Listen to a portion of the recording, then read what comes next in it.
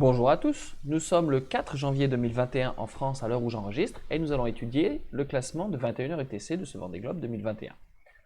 Avec au programme aujourd'hui, si vous voulez bien m'accompagner pendant ces 15 minutes, la mise à jour des leaders par rapport au routage d'hier et surtout la route qu'ils ont prise par rapport aux options qu'on avait prévues pour les deux bateaux qui étaient très différentes. Il y avait annoncé un écart en longitude important qui semble se réaliser en fait si l'on regarde. Hier nous avions prévu que la route optimale et le couloir qu'Apivia devrait suivre, c'est celui-ci qui longe le long des Malouines juste ici.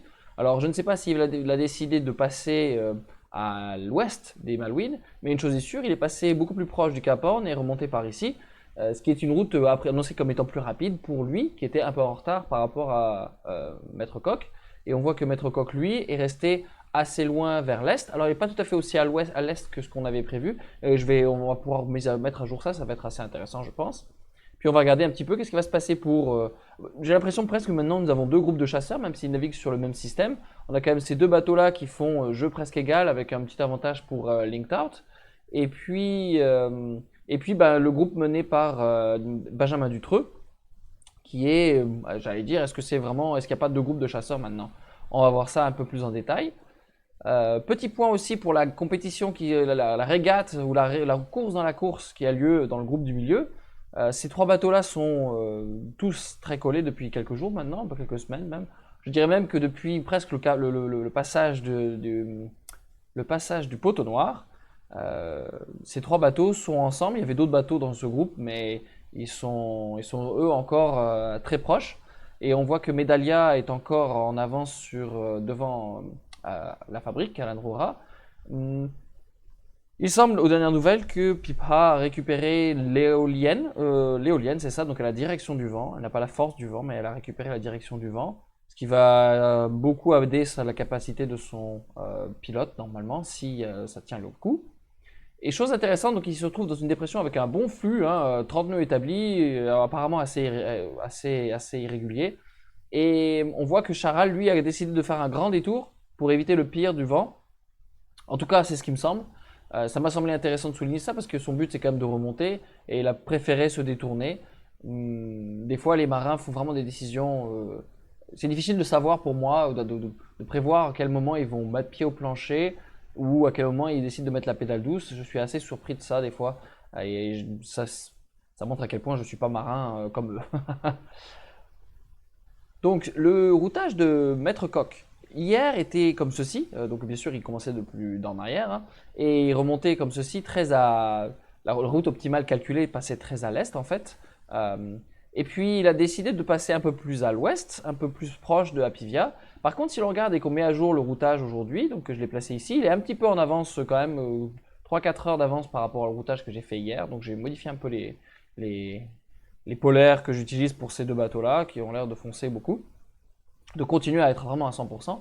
Mais ce qui est intéressant, c'est de voir à quel point le nouveau routage, avec la météo mise à jour, sur les 3 premiers jours, est vraiment collé. En fait, on voit que il n'y a pas de différence par rapport au routage, quoi. Ils sont au même moment, ils sont tout simplement décalés plus à l'ouest, ce qui est moins risqué parce que ça le rapproche un petit peu et diminue l'écart latéral par rapport à Apivia qui se situe par ici, juste là, et dont la route optimale circule, entre hier calculé était ici. Donc c'est important pour Maître Coq de trouver une solution qui soit rapide pour lui, mais qui ne l'éloigne pas trop, parce que s'éloigner beaucoup, c'est aussi augmenter les risques et se retrouver dans une situation météo très différente, plus différente. Donc il se situe en fait dans un couloir, d'un tunnel, je dirais, de route optimale, qui est bien calqué sur ce que l'on avait calculé hier. Pas autant extrême, mais tout de même tout à fait en accord. Les choses ont un peu changé un peu plus tard, mais ça c'est normal, c'est parce que c'est l'Atlantique Sud et que c'est le bazar. Jusque-là à peu près, je dirais que la météo a assez peu changé, mais partir d'ici, qui est donc une météo à 5 jours, j'ai regardé un petit peu quand est-ce que ça a changé. Météo à 5 jours, des choses ont changé un petit peu et la route est légèrement différente.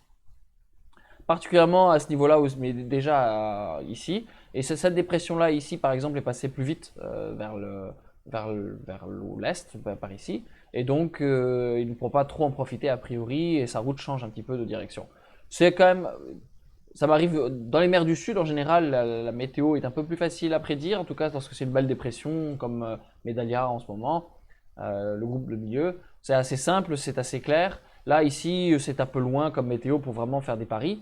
C'est d'ailleurs ce qui rend la course excitante, mais aussi explique pourquoi il y a souvent des grosses remontées dans cette zone-là. La météo étant peu précise à moyen terme, 5 jours, c'est pas très si long que ça. Il prend une option plus à l'est ou plus à l'ouest, peut nous se retrouver coincé et être grande perdante plus tard, lorsque la météo pourrait changer, éventuellement quelques jours plus tard. Alors pour ce qui est d'Apivia, je l'ai placé ici sur la carte. Il est pas mal d'avance sur mon routage que j'avais fait hier. Il a marché vraiment fort, donc encore une fois, j'ai mis à jour les polaires. Et donc hier, on avait le routage optimal qui passait donc à l'ouest des Malouines. Et il semblerait en tout cas dans son... Bon, il fait beaucoup de virages quand même, parce que je pense que le vent est peut-être un peu pas très stable proche de la Terre comme ça. Je ne sais pas exactement pourquoi il a fait autant de virages, mais je m'attendrais à ce que ce soit dû à ça. Son dernier angle indique plutôt une direction qui soit passage à l'est des Malouines, contrairement à ce qu'on avait fait hier, pardon. Et le dernier routage que j'ai pointé en mettant la mise à jour de la météo passe effectivement juste aux côtés des Malouines, de l'autre côté. Donc il a des chances que ce soit ça qu'il a décidé de faire. Par contre, les choses ne sont pas aussi bien que hier, en tout cas à moyen terme. Si on voit que là, les écarts restent faibles, le passage de l'anticyclone semble plus difficile, cet anticyclone ici, là, qui est en bleu avec peu de vent, et c'est renforcé un petit peu, c'est étalé, et ça va profiter a priori à Maître Coq. C'est pas très loin, alors je navigue pas tous les jours dans ces mers-là, donc je ne sais pas à quel point c'est précis quand même, c'est pas très loin, hein. On parle de 5 janvier, donc 2 jours. 2 jours seulement, est-ce que c'est si peu précis ou est-ce que ça a déjà changé beaucoup? Mais là, on voit que l'anticyclone va vraiment lui passer dessus et l'écart augmenter beaucoup à ce niveau-là. On voit Maître Coq s'enfuir en fait ici, dans cette région-là, passer de quelques heures de retard, enfin quelques heures d'avance à beaucoup plus d'heures d'avance. En fait, je l'ai calculé un peu plus tard et j'ai monté un peu plus tard, l'écart semblait énormément s'agrandir, ce qui est pas très garanti étant donné que le vent va probablement changer, mais on voit que la route d'Apivia est calculée assez long terme, avec beaucoup de bords à tirer par ici, avec un vent très euh, adverse, hein, contraire, voilà. Et l'option un peu plus à l'est de Maître Coq lui permettra d'avoir un bord un peu plus long et de descendre et de se rapprocher ici. Donc ça lui permettrait de faire d'avoir une vent un peu moins contraire. C'est encore loin, mais on voit que l'écart augmente énormément, hein, surtout qu'il suffit de voir l'épaisseur des traits, c'est très faible en fait, donc ça veut dire que les bateaux avancent pas très vite, et je crois qu'il y a plus de 12 heures d'écart, voilà, à ce niveau-là calculé. C'est à voir, ça reste un peu loin. À plus court terme, Apivia va passer probablement à l'est des Malouines, et l'anticyclone ici va fortement le gêner. Ça va peut-être profiter à Maître Coq. Du côté de l'INCTAD, je pensais vous montrer quelque chose qui me semblait intéressant. Si le début ici, pardon, je suis allé un peu vite. Pour l'INCTAD, donc c'est l'isochrone que l'on voit ici, en noir, tel qu'il est placé a priori aujourd'hui. Donc son routage correspond un peu à ce qu'on avait prévu hier, hein, de passer sur une option très est. Mais par contre, en fait, à moyen terme, dans pas très longtemps, en fait, dans quelques jours, non, je pense même pas quelques jours, hein, même dans 2 jours peut-être, le 5 janvier, 2 jours, moins pour vous quand vous regarderez la vidéo, son isochrone devient tout plat en fait. Et celui d'Apivia aussi en fait. Et regardez à quel point ça devient tout plat. Ça, par rapport à la direction que l'on veut, en fait, il n'y a pas vraiment d'avantage à passer plus à l'ouest ou plus à l'ouest. C'est à peu près pareil. On peut soit faire une route directe avec peu de vent, de toute façon il n'y a pas beaucoup de vent, tout est contraire, ça marche pas bien. Vous voyez combien c'est une droite, et en fait ça veut dire qu'il n'y a pas d'option très claire. Ce qui ne simplifie pas le choix de route, même si ça veut dire qu'a priori, peu importe où on va, ça va mener à la même chose. À plus long terme, là où la météo est la moins précise, ça va compter beaucoup. Et donc, ben, c'est pas clair qu'est-ce que l'INCTAD va devoir faire. Passer au nord, passer à l'est ou à l'ouest, c'est pas du tout simple de décider. Alors j'ai fait la météo, j'ai fait sûrement un modèle météo, probablement que les marins vont faire plusieurs modèles météo, parce qu'il y a différentes sources, hein. Il y a des systèmes américains, européens, probablement d'autres encore. Européens, il y a même plusieurs modèles. Donc, je pense qu'ils vont passer beaucoup de temps à la table à cartes. Les choses sont un peu plus claires pour Maître Coq. C'est pas c'est assez difficile pour Apivia et Lingtard de décider quel côté passer exactement. Même si dans les premiers jours et demi, ça a l'air assez clair. Dès qu'on passe 2 jours et demi, là, bon, bah, on sait pas trop.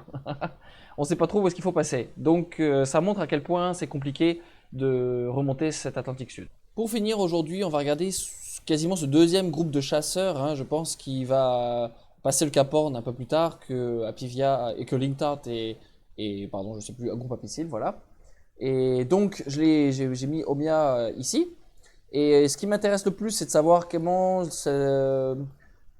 les écarts vont évoluer par rapport à Lingtard. Et en fait, si l'on regarde ici la situation, cet anticyclone qui devient gigantesque, bien sûr, à l'arrière, eux vont pas vraiment être touchés encore, hein, ils vont progresser dans un bon flux ici. Et donc, on voit, si vous regardez l'isochrone de Omia, donc de la tête du groupe de chasseurs, et celui de Lingtard, en fait, ça se rapproche énormément. Parce que pendant que, voilà, vous voyez, ça se compresse énormément, les écarts vont beaucoup se réduire et donc il semblerait que ce groupe de chasseurs qui se descend, qui a un bon écart maintenant avec ces deux bateaux-là, va se recompresser énormément dans 5 jours à peu près lorsqu'on va se retrouver dans cet anticyclone-là qui s'est beaucoup agrandi en fait dans les derniers jours, hein. Celui-ci va se déplacer sur la route de tous les bateaux qui sont passés en fait principalement. Maître Coq va un petit peu y échapper, en tout cas être moins touché, mais à partir de Apivia, les bateaux vont beaucoup ralentir dedans et ça va permettre à ceux qui sont derrière de rattraper beaucoup. Donc il semblerait que l'échappée de ces deux bateaux-là, a priori, va avoir du mal à se concrétiser en une réelle avance. C'est à voir. Ça reste à voir parce qu'encore une fois, on voit que la météo à 2 jours est déjà pas super précise des fois dans cette zone-là, mais c'est une bonne nouvelle pour nous. Voilà, sur ce, je vous souhaite bon vent, bonne mer et à demain.